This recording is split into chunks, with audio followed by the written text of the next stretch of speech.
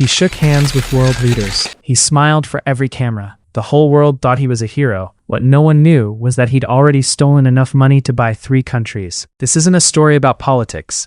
It's a story about greed, and how one ordinary accountant brought the whole thing crashing down. Her name doesn't matter. Her job did. She worked in the basement of the finance ministry. Nobody important ever noticed her. She spent her days checking numbers other people ignored. It was quiet work, invisible work. She liked it that way. One Tuesday morning, a routine file landed on her desk. It was a transfer request. Nothing unusual, except the amount was wrong. Not wrong by a little, wrong by millions. She assumed it was a typo. She checked the original ledger. The number matched. It wasn't a mistake. Someone had approved it on purpose. She looked at the signature at the bottom. It belonged to a president's personal office. Her hands went still on the keyboard. She told herself to close the file and move on. She didn't. That night, she stayed at her desk after everyone left. She pulled older records from the archive. The same signature appeared again and again. Different amounts, same pattern. Money leaving the treasury in small, quiet pieces. Never enough to trigger an alarm, just enough to add up over years. She started keeping her own private notes.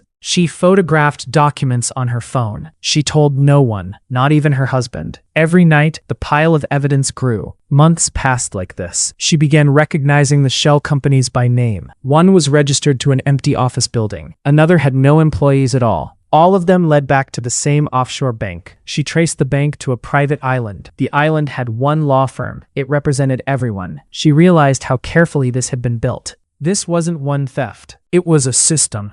A system designed by someone very patient. One evening, her supervisor called her into his office. He asked why she'd been pulling old files. She lied and said she was cross-checking budgets. He watched her a moment too long before nodding. She left his office with her heart pounding. She knew word would travel upward.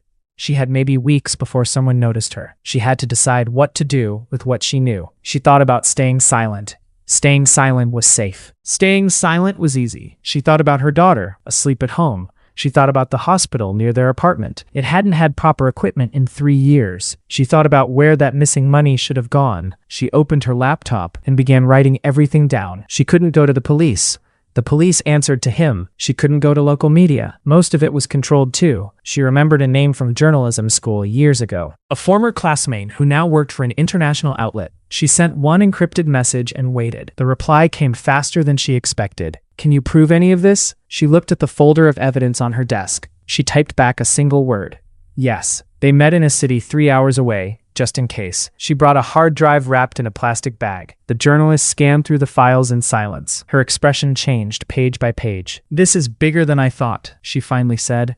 "It's bigger than either of us," the accountant replied. Verifying the documents took another 4 months. Lawyers reviewed every page for legal safety. Editors argued about how and when to publish. She kept working at her desk the entire time. She smiled at coworkers like nothing had changed. Some nights she barely slept at all. The story published at 6 a.m. on a Monday. It named the shell companies.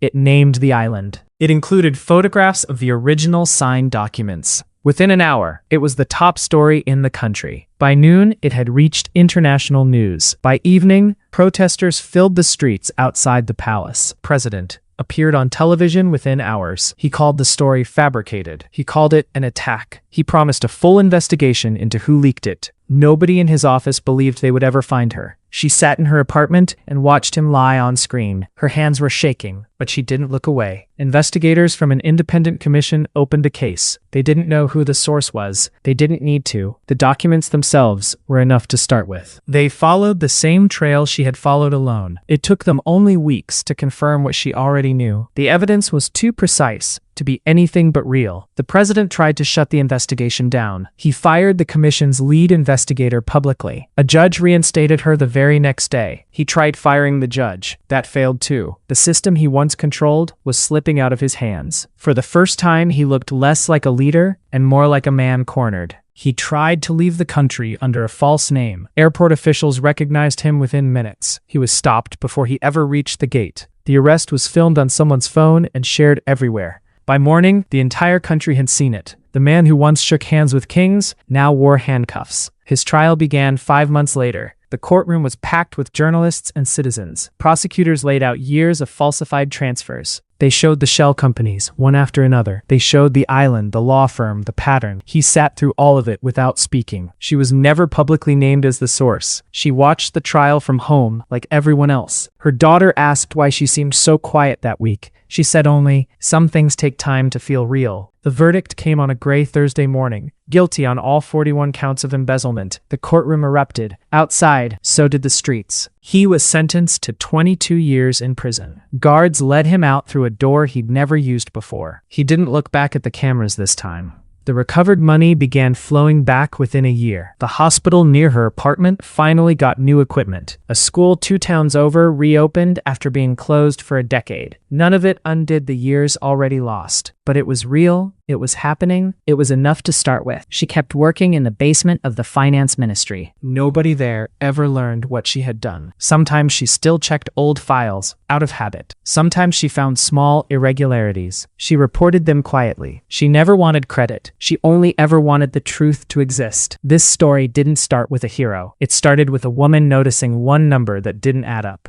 She could have closed the file. Almost everyone would have. She didn't. That single choice was the only difference between silence and justice. Power depends on nobody looking closely. All it takes to break that is one person who does. The hospital that was once empty now saves lives every day. The school that once sat closed now echoes with laughter. The journalist who took the risk still reports the truth today. And somewhere in a quiet basement office, she still checks the numbers. Nobody important has ever noticed her, and she still likes it that way. Power fades, truth remains. Somewhere, right now, someone else is looking at a file that doesn't add up. They could close it. Almost everyone would. But maybe they won't. What they choose next will decide how this story ends. Again.